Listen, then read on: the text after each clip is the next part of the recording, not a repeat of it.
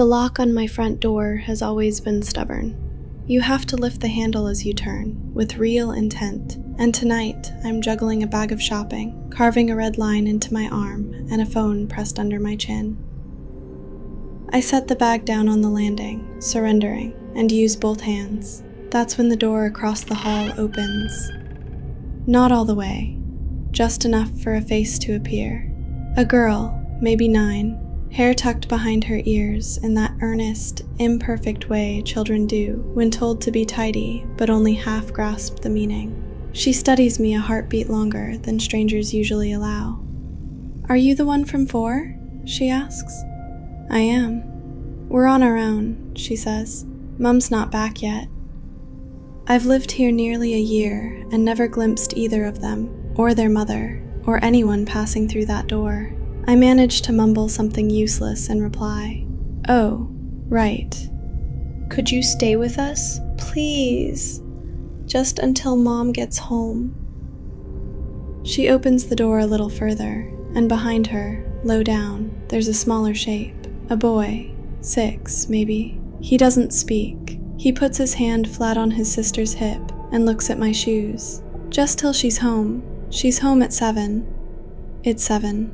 2 kids left alone. 20 minutes, nothing more. I'll sit with them, earn a little self-respect, and move on. I gather my shopping and cross the hall. That's all there is to it. The smell meets me at the door. Not a smell you can name and dismiss. It lingers beneath the paint, sweetish, part bin cupboard in August, part flask sealed with old milk, and beneath both, a third note that quietly tightens my throat without permission. I say nothing, because you don't. You don't walk into someone's home and comment on the air. The hallway is long, narrow, dim, and filled with the wrong kind of mess. That's what strikes me first, though it takes time to know why it unsettles me. Neglect is usually even, settling everywhere at once. Here, someone has picked their battles. The hall table is dusted gray, 3 unopened envelopes browning at the edges, but the skirting board beneath is scrubbed so hard the paint has turned chalky. Plates by the kitchen door are crusted with something that's become geology, and beside them, a patch of floor is scoured down to the weave. The envelopes are the sort nobody opens. I glance at them the way you glance at anything on a table you're standing next to, and the top one is addressed to a Mrs. somebody, and the one beneath it isn't. 3 envelopes, 3 different names. People move, and the post keeps arriving for years after they've gone. "You can sit in the kitchen," the girl says. "That's where people sit." Her name is Nora, his name is Sam. She tells me both without being asked, then doesn't ask me for mine. I notice, I let it go, and she doesn't ask me for it after that either. She makes me tea. The water is properly boiled, the bag left to steep, the spoon set neatly on the sink's edge instead of tossed in. She never asks how I take it. She gets it right. "You looked cold on the landing," Sam says. He leaves, returns with a green fleece blanket, and drapes it over my knees, smoothing the edges with careful hands. He's solemn about it, crouching to tuck in the corners. "Thank you," I say, my voice sounding unfamiliar, and it takes me a moment to understand why. It's because I've been here 4 minutes, and neither child has asked me a single question. Children always ask. That's their nature. "What's your job? Do you have a cat? Why is your hair like that?" But these 2 watch me with full attention and no curiosity, the way you watch the microwave just before it finishes heating your meal. "So your mum's back at 7? "Yes. It's 10 past. "It's 10 past, Nora agrees comfortably. "She's at work," Sam says. Nora doesn't look at him. She's on her way. Down the hall, at that moment, there's a sound. A short one, dry. The noise a coat makes when a shoulder shifts against a wall, or the noise hair makes turning on a pillow, and it stops before it has properly begun. Nora asks if I've seen the new one about the dogs. I say I haven't. Sam says it's on a Tuesday. 4 drawings are on the fridge, held up with fruit-shaped magnets. They're all the same picture, 2 small figures and 1 tall one, in a row, holding hands, a strip of blue along the top for sky. In one, the tall figure has yellow hair. In another, it's brown, done in short, furious lines. In the third, the hair has been colored so hard the paper has gone through. And in the fourth, the tall one has no face at all, which children's drawings often don't. They're pinned up in a line, evenly spaced, the way you'd hang a set. I sit at the table for 3 hours, sipping tea I don't want. I ask about cats, then about the dogs, while Sam plays a game on a cracked tablet. They answer, I ask again, and the oven clock's hands circle. Nothing happens. Nothing happens for a very long time. Except that Sam is copying me. I don't notice at first. Around 8, I shift in my chair, lean back, drape my arm over the next chair. I count, not meaning to, like counting thunder, and at 4, he mirrors me. Leans, arm out, not mimicking, not playing. He watches my face as he does it, the way you'd watch a metronome's steady swing. I test it twice more. Both times, he follows at 4. Then I force myself to stop, because it's starting to feel awkward. Do you not have school in the morning? We don't go anymore, Sam says. It's the holidays, says Nora in the same half second, and she says it smoothly, over the top of him, without hurry, the way you'd correct a child who'd got a date wrong. And then she carries on with what she was saying before, and it takes me until she's finished the sentence to notice she never stopped. She's skilled at this. That's what unsettles me. Not the contradiction, but the ease. A 9-year-old that quick, that calm, that practiced at smoothing over gaps in a story has done it far too often. I stand up. I start to say I should probably, and Sam jumps up too, instantly, bright-eyed, ready for whatever comes next. His face is wide open. He's risen because I have, and whatever I do, he'll be glad for it. So I say I'll make another cup, and I do.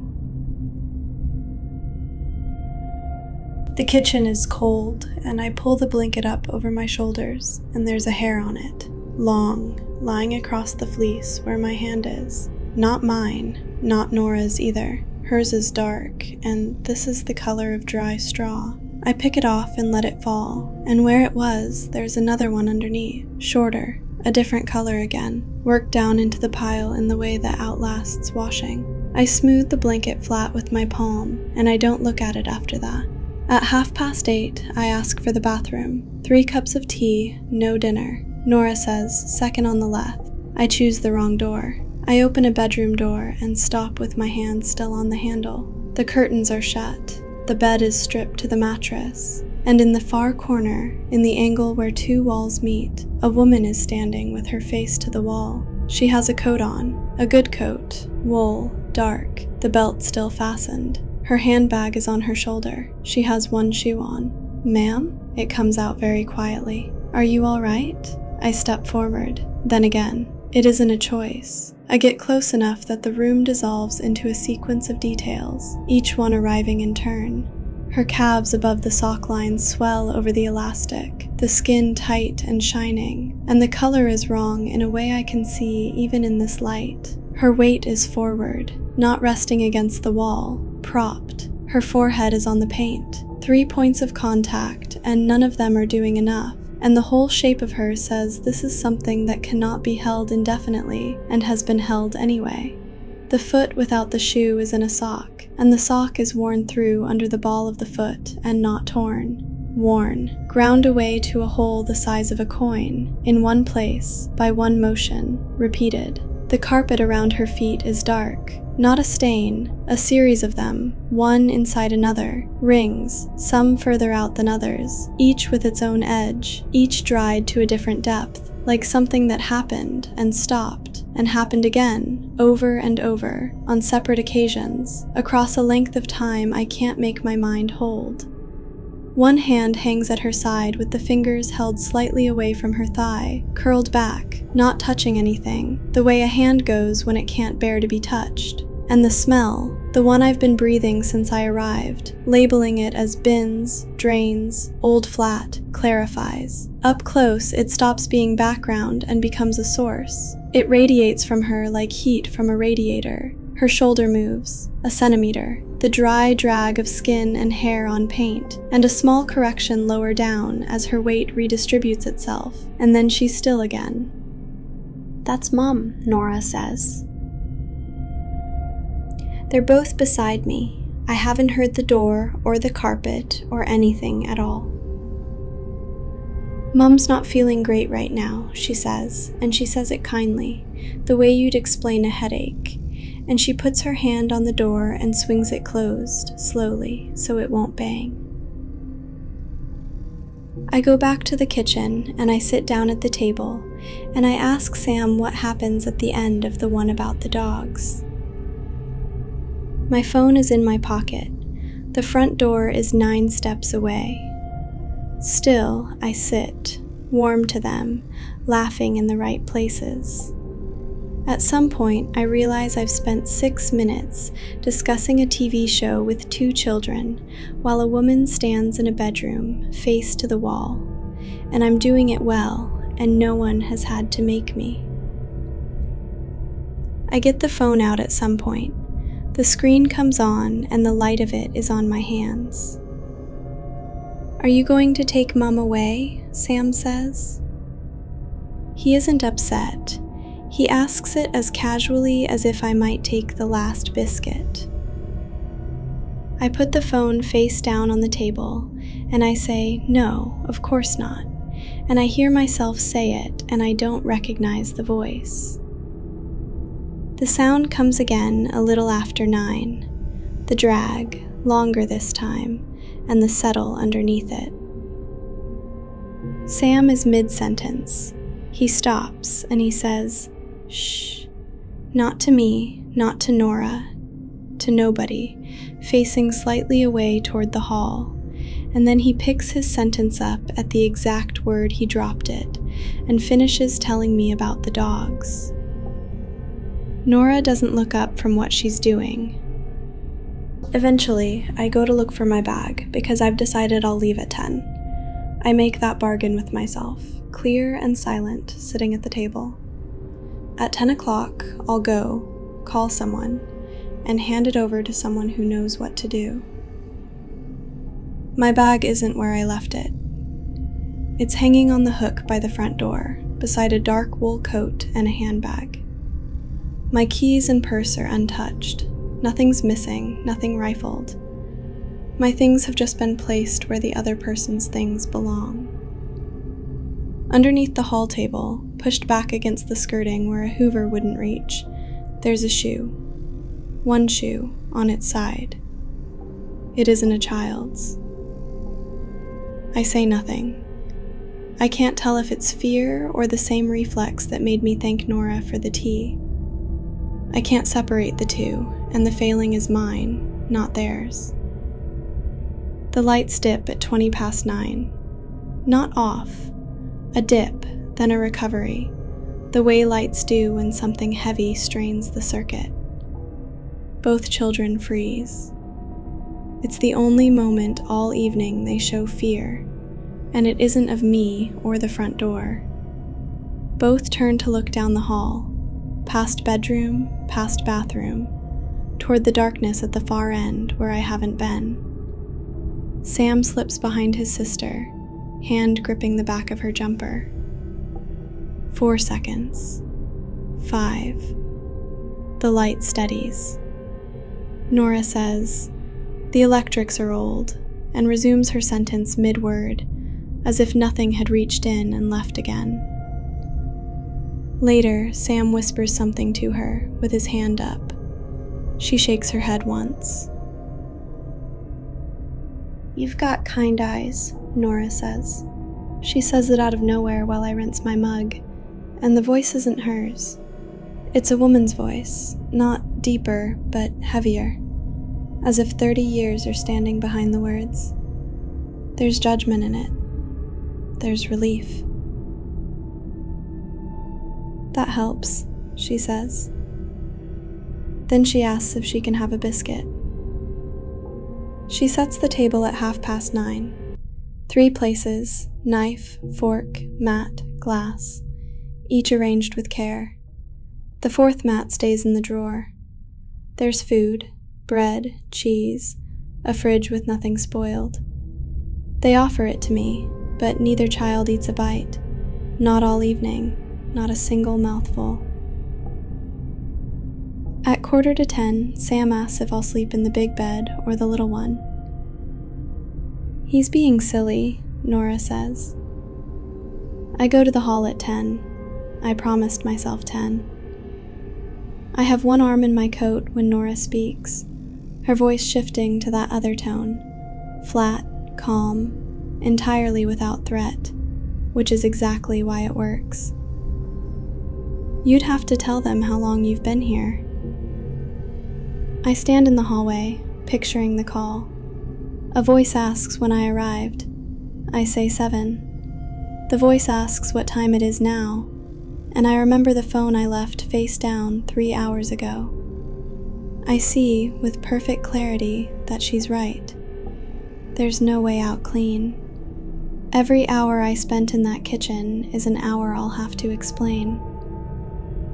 Do you want the telly on? She says. 9 again. I test the front door as I pass. Not obviously, just a hand on it, a gentle pull, as if steadying myself. It's unlocked. It's been unlocked the entire time. That's the worst part of all. I leave at 10. Nora lifts my bag from the hook and gives it to me with both hands. Sam waves from the hall's end. The door opens easily. The lock stays silent. The corridor is just a corridor. 9 steps, my own key, my stubborn lock. Lift, turn, mean it. And then my own flat, my own things, the chain across. Nothing follows me. Nothing knocks. Nothing comes through the wall or stands at the end of my bed or breathes on the other side of my door. I lie on top of the covers, coat still on, the big light blazing, and sleep does not come. At 4 in the morning, I get the number up on the screen. My thumb hovers over the number. I say it aloud to the empty room, rehearsing, the way you do before a doctor's appointment. A woman in the bedroom, and I think she's been there a long time. Fine. And how long were you in the flat? I put the phone face down on the duvet. I pick it up again maybe 6 times before the window starts going gray. At 9:30 I go out. Bread, milk, cheese, apples, yogurts with cartoons on the lid, fish fingers, and something green so I can pretend. I'm halfway up the stairs before I admit none of it is for me. I stand in my own hallway with the bags for a while. Then I cross the hall and knock. Sam opens the door before my hand drops, his face lighting up instantly. Did you change your mind and come back? Yes, I say. I set the shopping on the hall table, on top of the brown envelopes. 3 hooks, a dark wool coat, a handbag, and 1 left empty. I hang my coat on the free hook. Down the hall, the bedroom door stands open. Curtains drawn back, window open, the room filled with cold, clean air. The bed is made, proper sheets, a blanket folded at the foot, a towel squared on top. The carpet is vacuumed in careful strips, right up to the skirting, the way you prepare a room for someone new. In the corner where the walls meet, there's a mark at my forehead's height, a patch of paint worn smooth and gray. The carpet below is scrubbed down to the weave. Sam stands beside me and slips 2 of my fingers into his hand. Nora says you can have the big bed, Mum.